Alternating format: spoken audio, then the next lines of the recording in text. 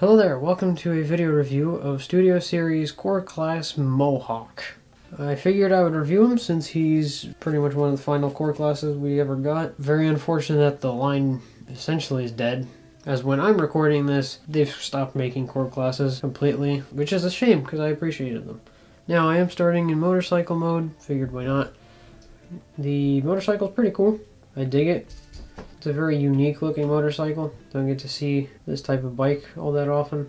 Has some nice engine detailing in the center here, although a lot of the detail work here is for robot mode, so it's kinda just resembles a folded up robot.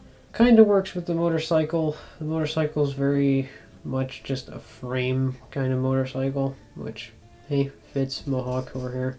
Wheels do spin. They're on friction joints though. You can just pop them off if you really want to. For a core class, I mean, considering these were like, what, 10 bucks? Pretty well painted. Calipers here are nicely painted. Nicely detailed rims, too.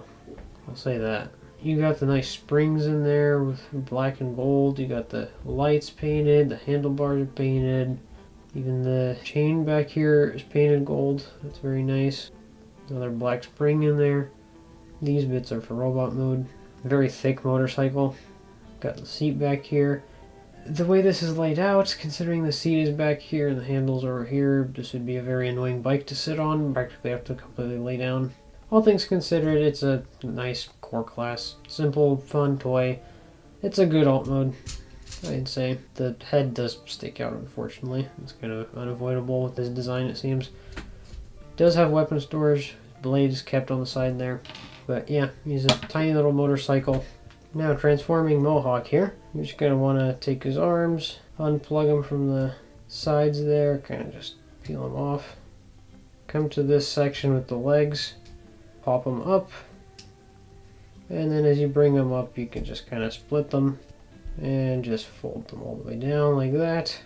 And that kind of just exposes all this. Going to want to take this arm and get it out of the way, point them downwards, and then this wheel will just hinge outwards like so. Get it out of the way like this. Same with this wheel, just move it outwards. Then the legs will just fold down like so. So again, bring the arms down. You can take the head, hinge it upwards, and then you just take these bits, push this up, and then you just bring them up to sit over her shoulders, pretty much however you want. And there you go. And after a very simple transformation, you have Mohawk. And Mohawk here is a pretty nicely detailed robot, actually. As you can see, he's got some nice, lovely sculpt work on his chest.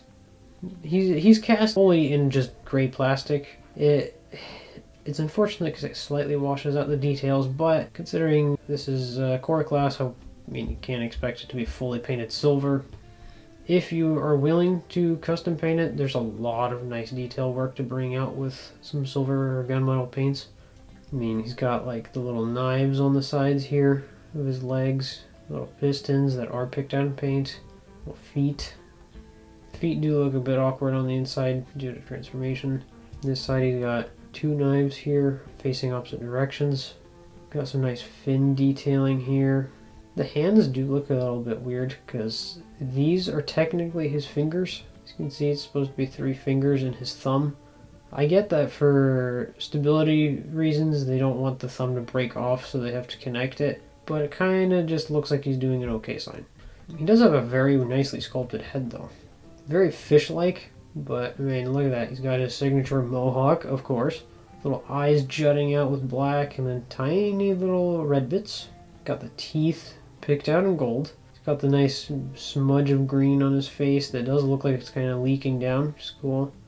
And of course he's got the opening mouth, very important for Mohawk. And paint wise, I mean, he does have these nice little splotches of green paint that do resemble like he spray painted it on. Hands got it, and then he's got this white bit over here. Little splotches over here on the underside of the wheels, pretty nice. The back is a bit hollow and messy, but again, I can kind of excuse it for how cheap the figure is. Articulation wise, the figure's pretty good. Obviously 360 head. He's got the opening mouth, and then with the transformation hinge you can make him look about as up as you want. His shoulders have two different joints. You can technically move them upwards if you want. You're gonna have to move the wheels accordingly. The shoulders are on ball joints, so you can of course rotate them, move them outwards like this. Again, you can just kind of adjust the wheels however you want to move them out of the way. There is no bicep swivel, but he's got the double jointed elbow on a ball joint and hinge, and then the elbow with the ball joint can act like a swivel. Obviously no wrists, no hinge at the waist, which is unfortunate. Legs can kick all the way up, can do a beautiful spread. The knees are interestingly all the way back here. He has those digigrade legs, but unfortunately these don't have an actual hinge. So the knees are only back here, which looks good for like this. You can bend them back, it's pretty okay. I'd say that's a good range. But it does make it a little awkward posing because it never really properly looks right. And then the feet can move up and down, and then a very, very slight rocker. Pretty well articulated, all things considered, for a core class. Accessory wise, he does of course come with his knife here. I mean, it's pretty much just an average knife, just fully gray plastic, and you can shove that into his hand, which is very tight. I feel like they didn't tolerance it properly, but there you go. He's got his knife, can go slash slash slash slash, and unfortunately it doesn't really store anywhere here. I would have loved to see the knives to be able to be stored like where his actual knives are stored, but the intended storage is using this slot on the back right here, and you just slide that in, and there you go. You can just hide it on his back right there. Oh, and another feature of his is you can rip his head off. It's just on a 5mm post. You can recreate his very unceremonious death. About as much as you'd expect from a core class. Probably more, if anything. Size comparison wise, here he is next to a Bavers Deluxe.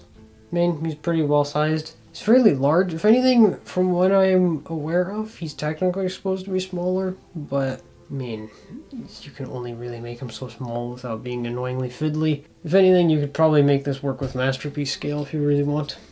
But that will be pretty much it for this review. The figure, pretty good. I mean, all things considered, since it's a core class, I'm not really expecting a absolute masterpiece out of this thing. It's pretty good. I mean, plastic's pretty nice. For how thin he is, nothing feels fragile or like it's gonna break. Nothing feels all that fiddly or spindly.